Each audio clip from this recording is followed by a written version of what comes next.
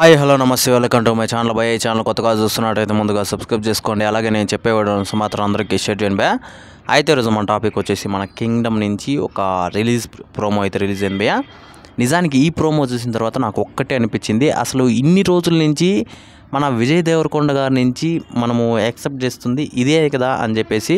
అంటే నేను ఏమంటున్నానంటే ఇప్పటి వరకు అసలు నాకు తెలిసినంత వరకు విజయ్ దేవరకొండ అన్న ఇలాంటి కంబ్యాక్ సినిమాని, ఇలాంటి జోనర్ని టచ్ చేయలేదు. అలాగే ఇలాంటివి టచ్ చేస్తే ఎలా ఉంటుందో ఒక బ్లాక్ బస్టర్ మించిన హిట్ను అయితే చూడబోతున్నామని మాత్రం తెలుస్తుంది భయ్య. ఎందుకు ఇంత కాన్ఫిడెంట్గా చెప్తున్నాను అంటే నాకు మాత్రం అసలు ఆ గ్లిమ్స్ చూస్తుంటే మాత్రం పీక్స్ అని చెప్పొచ్చు, అసలు వేరే లెవెల్ అని చెప్పొచ్చు భయ. విజయ్ దేవరకొండ అన్న ఇంతవరకు చేసింది ఒక లెక్క అయితే ఈ కింగ్డమ్ సినిమాతో చేసేది ఒక లెక్క అని చెప్పేసి నేనైతే అనుకుంటున్నాను.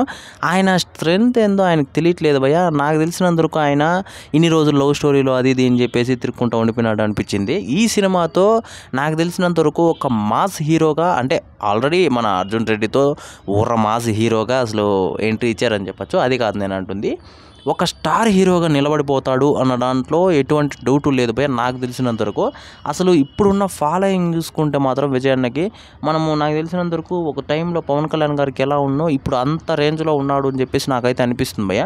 నిజం చెప్పాలంటే ఇప్పుడు అలాంటిది ఆయన ఏదో నార్మల్ సినిమాలు చేసుకుంటూ పోతే నాకు ఏదోలా అనిపించింది. కానీ ఈ గ్లిమ్స్ చూసిన తర్వాత, అంటే ఈ రిలీజ్ డేట్ ప్రోమో చూసిన తర్వాత ఒక్కటే చెప్తున్నా భయ్య, ఈసారి గట్టిగా కొట్టబోతున్నాడు. ఎంత గట్టిగా కొట్టబోతున్నాడు అంటే అసలు ఊహించుకోలేము, అంత గట్టిగా కొట్టబోతున్నాడు మాత్రం అర్థమైపోతుంది భయ్య. అయితే ఈ సినిమా ఈ నెల 31వ తారీఖున అయితే రిలీజ్ కాబోతుంది భయ్య. నాకు తెలిసినంత వరకు ఆ డేట్ అయితే ఖచ్చితంగా వర్కౌట్ అవుతుందని అనుకుంటున్నాను. ఎందుకంటే ఆ టైంలో ఏ సినిమాలు లేకపోవడం అనే సినిమాకి అయితే ప్లస్ పాయింట్ అనే చెప్పొచ్చు. అయితే ఈ ప్రోమో మీకు ఎలా అనిపించిందో కింద కామెంట్లో తెలియజేయండి భయ. మర్చిపోకుండా తప్పకుండా దయచేసి